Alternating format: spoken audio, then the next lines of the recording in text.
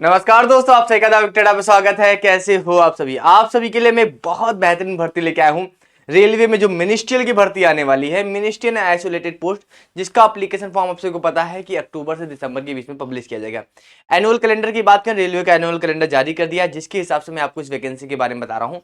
तो आप सभी तैयार हो जाए इस भर्ती के बारे में। इस वीडियो में आपको डिटेल में सब कुछ बता दूंगा कि क्या क्वालिफिकेशन होती है, क्या एज क्राइटेरिया होता है, कौन फॉर्म अप्लाई कर पाएगा कि नहीं कर पाएगा, वो सारी डिटेल आप सभी को एक वीडियो मिलने वाले। वीडियो अच्छी लगी वीडियो को लाइक करना, चैनल को सब्सक्राइब कर देना। चलते हैं वीडियो को स्टार्ट करते हैं। तो सबसे पहले मैं बात करना चाहूंगा इसमें कौन कौन सी भर्ती आप सभी की निकल के आती है।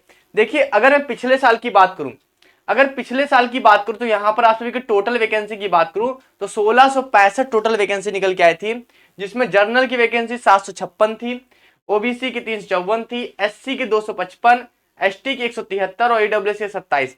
टोटल इतनी वैकेंसी यहाँ पर कम देखने को मिलती है, क्योंकि यहाँ पर आपको मल्टीपल पोस्ट आती है। मल्टीपल पोस्ट कैसे? जैसे कि मिनिस्ट्रियल स्टाफ की तो आती है, साथ साथ यहाँ पर टीचिंग पोस्ट भी काफी सारी देखने को मिलती है। यहाँ अगर आप देखेंगे तो टीचिंग पोस्ट, सबसे पहले यहाँ टीचिंग पोस्ट की बात कर लेते हैं। टीचिंग पोस्ट में आप सभी क्या PGT teacher biology English medium, यहाँ पर मास्टर डिग्री वगैरह चाहिए आप सभी को। इंग्लिश टीचर के लिए चाहिए, ज्योग्राफी के लिए चाहिए, और फिजिक्स के लिए चाहिए, पॉलिटिकल साइंस के लिए चाहिए, कंप्यूटर साइंस के लिए चाहिए। तो इस तरह के यहाँ पर आप सभी की टीचिंग की वैकेंसी भी आपकी आती है। तो टीचिंग वैकेंसी तो हमें मतलब है नहीं। तो यहाँ पर अगर आप देखेंगे तो यहाँ पर सारी जो वैकेंसी आप सभी को देखने को मिल रही है, ये सारी आप सभी की टीचिंग से रिलेटेड है।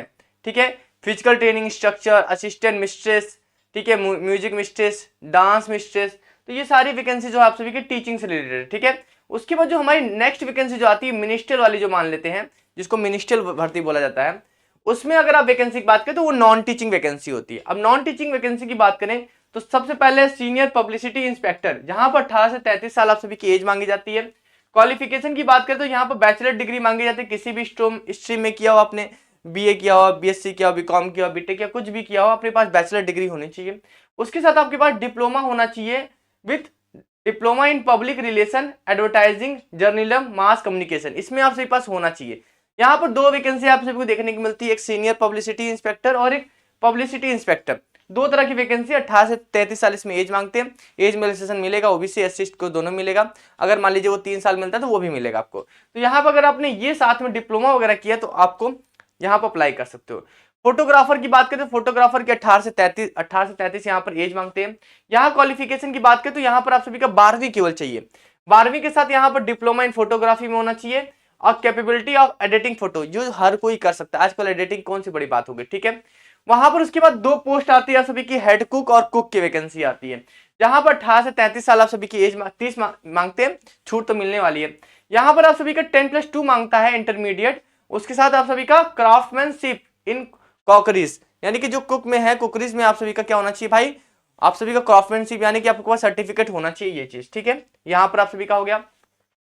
उसके बाद अगर और बात करते हैं कुक के बाद यहाँ पर, तो यहाँ कुक के बाद अगर बात करेंगे तो जूनियर स्टेनोग्राफर की वैकेंसी यहाँ निकल जाती है, 18 से 33 साल। यहाँ पर आप सभी का 10+2 चाहिए, शॉर्ट हैंड चाहिए 80 वर्ड पर मिनट, इंटेलिजेंस ट्रांसक्रिप्शन चाहिए 65 मिनट का, हिंदी वाले का। इंग्लिश की बात करें तो इसमें भी 18 से 30 साल एज चाहिए। यहाँ पर भी आप सभी की 80 वर्ड पर मिनट चाहिए 23 मिनट, और यहाँ पर जो ट्रांसक्रिप्शन है वहाँ 50 मिनट की चाहिए आप सभी के। ठीक है, जूनियर ट्रांसलेटर की भर्ती यहाँ पर निकल के आती है, 18 से 33 साल इसमें एज मांगती है। यहाँ पर मास्टर डिग्री मांगता है in any subject with Hindi और English as a elective subject in degree level, यानी हिंदी और इंग्लिश दोनों में से एक सब्जेक्ट आपके पास होना चाहिए। सर्टिफिकेट कोर्ट ऑफ ट्रांसलेशन में आपको सर्टिफिकेशन होना चाहिए। उसके बाद स्टाफ एंड वेलफेयर इंस्पेक्टर की आती है, जहां पर एज आपके 18 से 33 साल मांगती है। यहाँ पर अगर क्वालिफिकेशन की बात करें तो bachelor degree in any stream, diploma law, labour law, welfare, social welfare, LLB, labour law, और degree in MBA with personal management specialisation. ठीक है, तो ये सारी चीजें आप सभी की हो गई। उसके साथ और वैकेंसी की बात करें तो यहाँ पर आपकी वैकेंसी की जो नेक्स्ट वैकेंसी निकल के आती है वो चीफ लॉ असिस्टेंट, जिसमें 18 से 40 साल आपकी एज है, जहाँ पर बैचलर डिग्री इन लॉ। उसके बाद लैब असिस्टेंट ग्रेड 3 की आती है, जिसमें केमिस्ट और मेटलर्जिस्ट की है, जहां पर आपकी 12वीं चाहिए।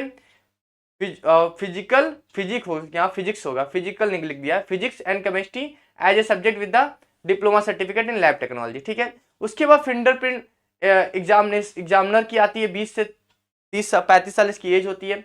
यहाँ पर आप सभी की 12वीं आपको चाहिए। उसके साथ आपको चाहिए सर्टिफिकेट इन फिंगरप्रिंट एक्सपर्ट में। यहाँ पर टोटल वैकेंसी की बात करें तो टोटल वैकेंसी ज्यादा निकल के नहीं आती। अगर आपने अभी देखा होगा क्या जूनियर वो स्टेनोग्राफर की तो भर्ती है, मगर यहाँ पर कोई क्लर्क की भर्ती नहीं दिख रही है। तो क्लर्क की जो भर्ती निकल के आती है वो आप सभी की निकल के आती है एनटीपीसी से निकल के आती है, ठीक है। तो वो एनटीपीसी से निकल के आती है, ये आपकी मिनिस्ट्रियल पोस्ट है। ये सारे जो बंदे मंत्रालय में काम करने वाले, मिनिस्ट्रियल इसका मतलब नहीं है कि क्लर्क वाली भर्ती, ठीक है। ये आप सभी की वो वाली भर्ती नहीं जो आप सभी सोच रहे हो कि आईटीबीपी वगैरह में हर जगह आती है मिनिस्ट्रियल, वो भर्ती नहीं। ये आप सभी की मंत्रालय के अंतर्गत भर्ती जो आप सभी की निकल के आती है वो भर्ती निकल के बता रही है, ठीक है। अगर आप बात करेंगे क्लर्क की वैकेंसी, तो क्लर्क की वैकेंसी आप सभी की एनटीपीसी के तहत निकल के आएगी, जो नॉन टेक्निकल पॉपुलर कैटेगरी है उस कैटेगरी। यहां पर भी नॉन टेक्निकल ये भी है, नॉन टीचिंग पोस्ट ये भी है, वो भी नॉन टेक्निकल रहेगी, नॉन टीचिंग पोस्ट रहेगी। अब वो रहेगी मगर वो आएगी एनटीपीसी के तहत, ठीक है। उसका फॉर्म भी आप सभी को पता है कि अभी आपको मिड 2024 में आ जाएगा, ठीक है। तो उस वैकेंसी के बारे में यहाँ पर अगर पोस्ट की बात करें तो यहाँ वैकेंसी जो है आरआरबी वाइज दी रहती है, जैसे कि अहमदाबाद में कितनी पोस्ट है, अजमेर में कितनी पोस्ट है, यहाँ पर सारी वैकेंसी आप सभी को देखने को मिल जाती है, ठीक है। तो सारा जो डिस्क्रिप्शन है यहाँ पर वैकेंसी वाइज आप सबको सारा डिस्क्रिप्शन दिख जाता है, सारे आरआरबी वाइज आप सबको सबको दिखता है, ठीक है। तो ये आरआरबी वाइज पूरा डिस्ट्रीब्यूशन जो है आपका वैकेंसी का वो दिखता है, ठीक है। तो ये वैकेंसी समझ लो कि जिसके पास अच्छी अच्छी क्वालिफिकेशन है वो अप्लाई कर पाएगा। अब मुझे तो नहीं पता ना किसके पास कौन सी क्वालिफिकेशन, तो हमारा काम तो आपको इन्फॉर्मेशन देना, आपको तैयारी के लिए बताना है कि भाई इस वैकेंसी की तैयारी में लग जाओ। और इसका जो आपका नोटिफिकेशन है आपको साल के अंत में मिलेगा। तो अगर अभी से अगर आप पास नहीं है तो आप कर सकते हो कहीं से भी 6 महीने डिप्लोमा, 5 महीने डिप्लोमा। उसके बारे में, डिप्लोमा के बारे में भी अगर आप कमेंट बॉक्स में कहोगे तो कमेंट बॉक्स में डिप्लोमा के बारे में जानकारी दे देंगे कि, क्योंकि अभी है समय आपके पास, अभी तो फरवरी स्टार्ट हुआ है। अगर कोई 6 महीने का डिप्लोमा हो तो साल के अंत तक तो आपका कंप्लीट ही हो जाएगा। तो मेरे भाई आपके के साथ समय है, देखते हैं। बोला गया है कि साल के अंत तक आप सभी का फॉर्म आ जाएगा, अक्टूबर से दिसंबर के बीच में फॉर्म एप्लीकेशन फॉर्म आएगा, जिसमें आप सभी का ग्रुप डी और यहाँ मिनिस्ट्रियल पोस्ट दोनों का नोटिफिकेशन एक साथ निकालने की बात की गई है, ठीक है। अब देखते हैं कितनी सच्चाई होती है, कब तक आता है। बाकी अगर आप क्लर्क की वैकेंसी तैयारी करते हो तो एनटीपीसी का फॉर्म आएगा, तब आप फॉर्म भरिएगा, ठीक है। बाकी अभी तैयारी अब लगे रहिए। चलिए फिर अभी के लिए जल्द मिलता है नेक्स्ट वीडियो में। Thank you so much.